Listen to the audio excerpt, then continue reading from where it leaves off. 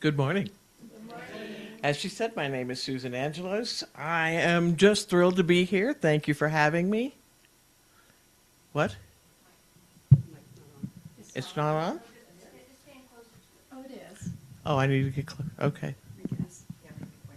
All right. That's a new one for me. Usually I can project.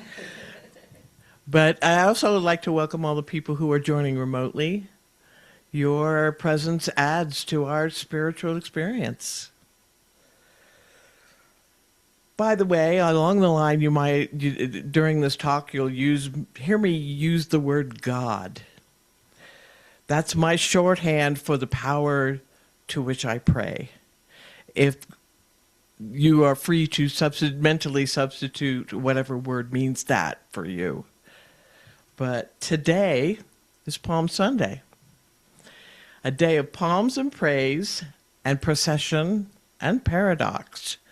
Like many of you, I was raised in a Christian tradition. Palm Sunday was a story told to start off Holy Week.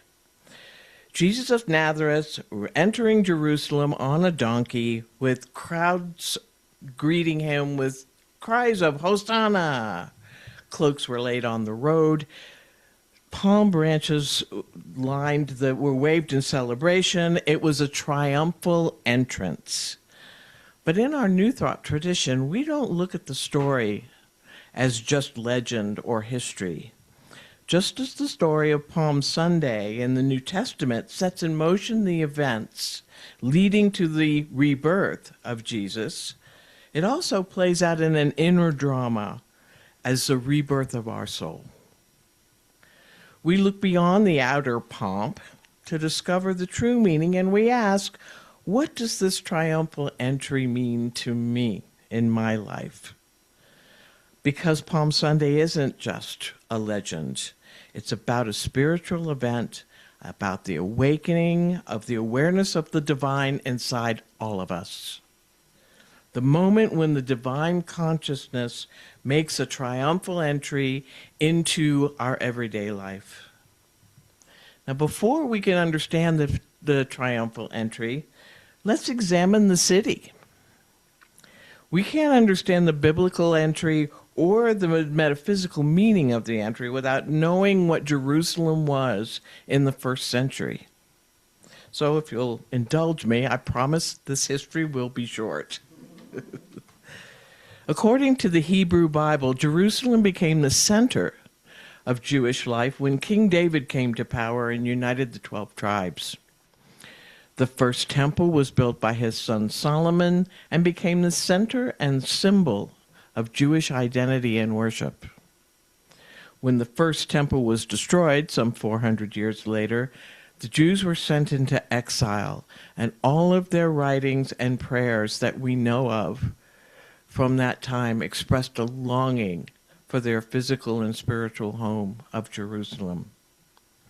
The second temple was built some 70 years later by the returning Jews and again became the center of Jewish life and worship. So, 500 years later, in the time of Jesus, Jerusalem had long been the heart of Jewish religious, political, and cultural life. It was a wealthy, bustling, but divided city.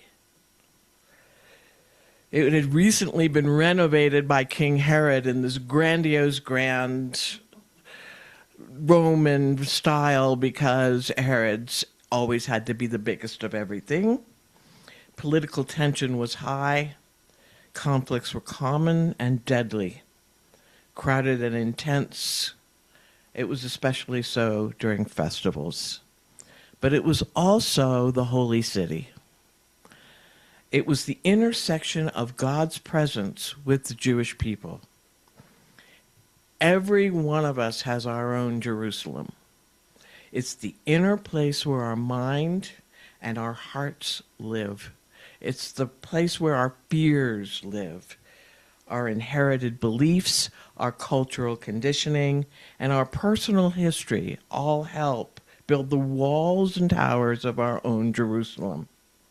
It's the organized center of our perfectly imperfect selves. Like the temple of the Jews, in Jerusalem, it's also the intersection of that self with the spark of the divine. Some of you who have heard me speak twice on the subject of being enough. The triumphal entry, our triumphal entry, is yet another aspect of this. When Jesus entered Jerusalem, he entered a flawed city which had lost its way. Jesus didn't wait for his Jerusalem to be perfect before he entered, and we don't need to wait either. You don't need to be perfect for a triumphal entry. The triumphal entry into your personal Jerusalem is not a reward for perfection. It's the beginning of an evolution. So how often do we put off taking our next step in our personal evolution, thinking we have to get ready? We tell ourselves, when I become more disciplined, when I become more spiritual, or maybe just when I have more time. But Palm Sunday says the divine presence doesn't arrive after your growth, it supports your growth. Today, your inner Jerusalem might feel a little chaotic, or like mine, sometimes feels weary, or we feel sorrow. That's precisely when the Christ consciousness is most needed. So the question isn't whether your Jerusalem is ready to be entered. The question is whether you're willing to open the gates. So as Jesus came into the city, the people were waving palm branches and shouting, Hosanna. Then, as now, palms symbolize victory, celebration, recognition, welcome. But in the deeper sense, the palms represent our thoughts of affirmation. They represent the affirmative words that we speak, our prayers. They represent the acceptance we extend toward the divine truth. They also represent the deep and intense gratitude we feel in our lives for our blessings. I know that you felt it. When the Christ consciousness enters up in you, it resonates and brings on an intense joy. It could be that moment when truth lands in your heart and you know this is real. It might be when you're here listening to a message. It could be something a friend says, something you read online, something you read in a book, but something that is said resonates. It could be that moment when forgiveness feels lighter than the grudge you hold, and you're finally able to release the resentment and forgive. It could be the moment when faith feels stronger than fear, and you learn the true meaning of let go and let God. Or it could be that moment when you realize you're not alone and you're not powerless. Every single person in this room understands the power of affirmation and affirmative prayer. Charles Fillmore, who was one of the founders of the Unity movement, said, "We increase whatever we praise. The whole creation responds to praise and is glad." Positive affirmation is the waving of the palms in your personal Jerusalem. And the Gospel of Matthew recounts, and a very great multitude spread their cloaks upon the road. The laying down of cloaks is an acknowledgement of a higher power, a king, a Messiah, or the spark of divinity. This is an act of the followers or the supplicants giving up a part of themselves in service and recognition. As a child, and even as a young adult, I assumed Hosanna was a word of celebration, a sort of fancy way of saying hooray. Then I found out Hosanna really means save us now. Notice, save us now, not when after we struggle a little longer or become enough. It's now. So what cloaks can we all lay down this Palm Sunday? Old grievances? Self-doubt? The belief that you're unworthy? What if today you laid down the cloak of not enough? What if you laid down the cloak of I can't? Or laid down the cloak of having to be perfect? And instead lift up the palms of praise and affirmation. Hosanna, save me now from the illusion of separateness from God. Save me now from the belief that I'm not ready. Save me now from the conviction that I will never be enough. Salvation is not rescue from the outside. It is awakening from the inside. It is the shift in perception that reveals what has always been true, that you and I and every being live and move and have your life in God. But Susan, you might be thinking, at the beginning of this, you mentioned paradox. What did you mean? Well, we know something else about this story. The same crowd that shouts Hosanna during the triumphal entry will later shout something very different. The same city that welcomed Jesus as a Messiah condemned him to death, and the same people who celebrate him later denied him. Why? Well, because when Jesus entered the city, his actions didn't match their expectation of a conquering Messiah or king. The crowd envisioned a warrior king riding in on a mighty war horse. They were not expecting a humble figure on a donkey. His peaceful approach deeply disappointed those who hoped and expected that he would free them from Roman oppression. And so, when Christ consciousness enters your Jerusalem, when you realize and accept the spark of the divine inside you, it challenges long-held beliefs. It questions narratives that you may have told yourself for years. It overturns the internal tables. Because growth is not comfortable. You start out with the enthusiasm of, yes, I'm divine, I'm whole, I'm free. But then your crowd of internal voices starts. Who do you think you are to think you're divine? This won't last.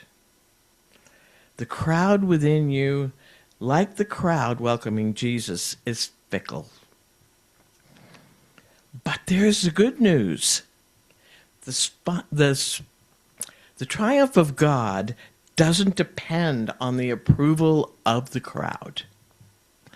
Jesus' face was sorely tested, as your awakening may be tested, and your faith may be stretched. But Christ consciousness is steady. It doesn't gallop in on a war horse. It walks in peacefully on a humble donkey. It doesn't conquer through force. It transforms with love. But let's talk for a moment about another dimension of Palm Sunday. It should never be overlooked. Jesus of Nazareth did not come into the city naively. He was not acting on impulse, and he didn't stumble in by coincidence. His entrance was planned and intentional, with full knowledge of where it would go. Despite knowing the imminent betrayal and pain, he stayed the course, setting his face toward Jerusalem to fulfill his mission. He knew about the political tension and that he was going to get resistance from both Jews and Romans. He knew that the public opinion, then as now, is unstable, and praise could turn to condemnation in a heartbeat. And still, he entered. This is not just a story of celebration. This is a story of courage. We understand Jesus not only as a historical figure, but also as a great way-shower, a teacher, one who demonstrates what awakened consciousness looks like when embodied in human form. His triumphal entry was not reckless optimism. He went to Jerusalem with eyes wide open, and that is bravery. So how often do we hesitate to step into our growth because we know it's going to cost us something? We know that if we forgive, they might get away with it. If we speak our truth, we risk rejection, or in this climate, sometimes worse. Growth is not comfortable. Transformation is not convenient, but we do it anyway because it's worth it. Palm Sunday is not only about welcoming the Christ consciousness, it's about embodying its courage. To step into your own Jerusalem, to step into the center of your life with awareness, requires bravery. It means walking into difficult conversations with love. It means facing old wounds with compassion. It means standing in spiritual integrity, even when that's misunderstood. Jesus' courage was not arrogance. It was alignment. It was the unshakable knowing, I am here to fulfill a purpose. Because fear is loud. When you choose when you choose love over fear, you are entering the city. Ease is safe. When you choose truth over ease, you are entering the city. When you choose integrity over comfort, even though comfort is tempting, you are entering the city. A very close friend of mine recently had to make that terrible choice. Her spiritual home of decades was going in a direction that was not only out of alignment, but something that she felt was wrong. She made the decision to leave, giving up the comfort of being an accepted leader and a beloved member of a community. She knew, just as Jesus knows, that not everybody would understand. But courage is not the absence of awareness of consequence. Courage is the decision to proceed in alignment with truth anyway. So today, ask yourself gently, am I being called to enter my city more freely? Am I hesitating because I sense it will test me? Where is God asking me to walk? The triumphal entry is not a guarantee of comfort. It's a declaration of purpose. And here is another beautiful paradox. The courage to enter your Jerusalem is itself the beginning of the process of rebirth. So let's honor not only the palms and the praise, let's honor the courage. The steady heart that says, I will walk forward in love. I will stand in truth. I will embody peace. And I will fulfill my purpose. And as one final truth on Palm Sunday, the process of resurrection or rebirth doesn't have to happen all at once. In fact, it almost never does.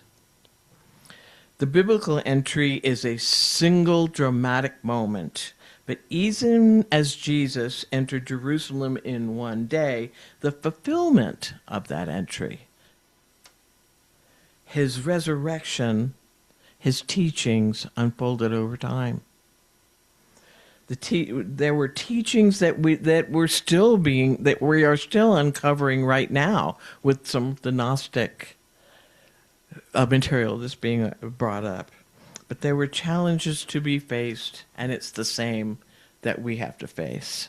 Christ consciousness may enter your Jerusalem in a blinding flash of insight, your own triumphal entry, but its expression unfolds step by step. You don't have to transform your entire life today. We may feel the pressure to evolve completely, to arrive all at once and do it perfectly, but expecting to release every limiting belief in one breath is unrealistic. We are humans, after all. You don't have to be perfect to be progressing. Your palms are going to wave loudly one day and might be a little more quiet the next. The road may feel clear one moment and not so clear the next. So be gentle with yourself.